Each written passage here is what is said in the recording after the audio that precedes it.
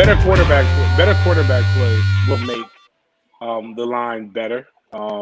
If and better wide receiver play. So like if guys are getting open, as Dugans kind of flips that room and it becomes more of his guys, that should be able to help open some things up. You would hope, but the thing is, we got to Florida State has to develop. This coach staff has to develop the identity of what a Mike Norvell player looks like in Tallahassee.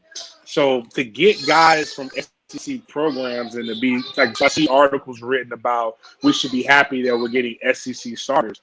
Well, you would have to go down the logic that you just really respect all these teams in the SEC. I respect Bama. I respect Florida to an extent. I definitely respect LSU. I respect Auburn plays a good brand of football, and Georgia.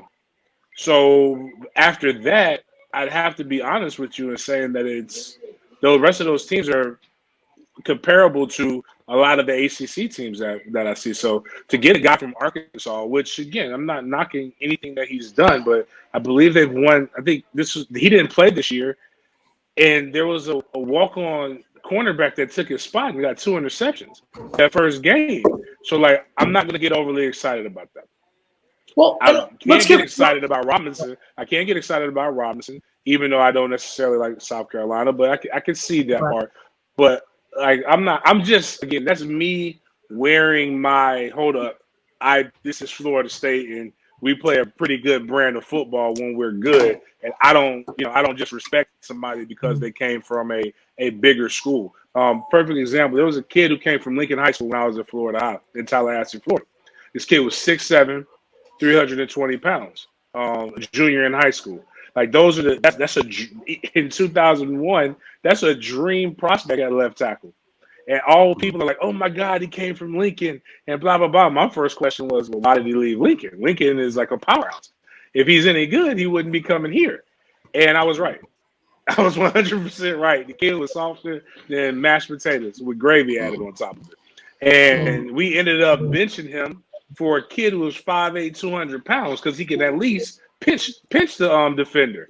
So what I mean is that if they're, and this is no knock, but this is just using common sense and deductive reasoning. Kiara Thomas is a guy who technically could leave his school situation, not just, like go to the NFL. He's not an NFL caliber guy at this moment.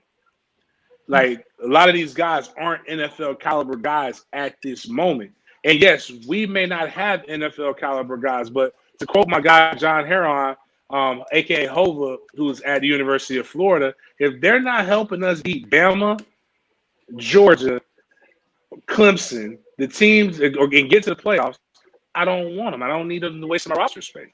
So, like, that's the mentality that I think eventually they've got to get to because that's the FSU guy. If they're not helping us beat Clemson, they're not helping us beat Miami, they're not helping us beat Notre Dame, then they don't necessarily need to be on this roster, no matter how good of a kid or how much you can project them. One of the things you notice when you look at a lot of these transfers, though, that a lot of them are from the state of Florida. I didn't even realize that. The kid from Arkansas is from Delray Beach in Palm Beach County. The wide receiver from Kansas is from Broward County. Kier Thomas is from Miami. A couple of the other guys, DJ Williams is from Sebring, down just south of Polk County, out in the heartland part of the state. So I will give them credit. They're going out and they're getting a lot of these guys from Florida, South Georgia, tapping into those areas during the dynasty era, during the early part of the 2000s, and then the early part of Jimbo Fisher's years. The question I have is, if you're going out and getting these guys in the transfer portal, why the hell can't you get recruits from the same area during the recruiting season? Why can't you get these high school recruits? Devote some of the energy towards that. Because you're not there to recruit them. St. Thomas is 20 minutes down the road, won the damn state championship this year, and none of those guys signed with Florida State. And I know for a fact a lot of those guys would have killed to play at Florida State starting next season. Like actual recruiting guys who could play with these guys. Florida State didn't recruit one person there. And that was a school that Florida State used to always recruit. I think it also plays an effect on what has happened on the field. I think COVID-19 and restrictions and staff not being able to go visit plays a big toll in a lot of that right now.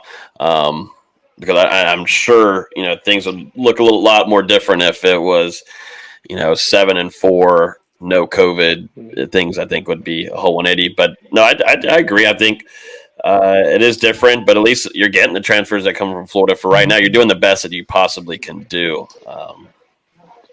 And that's why, Norvell is better than Willie Taggart. So it goes.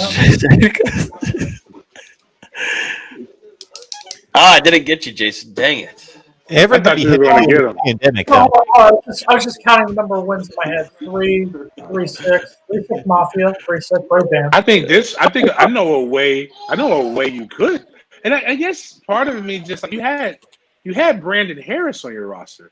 His dad is a legendary Ice Harris from down in Miami. Mm-hmm.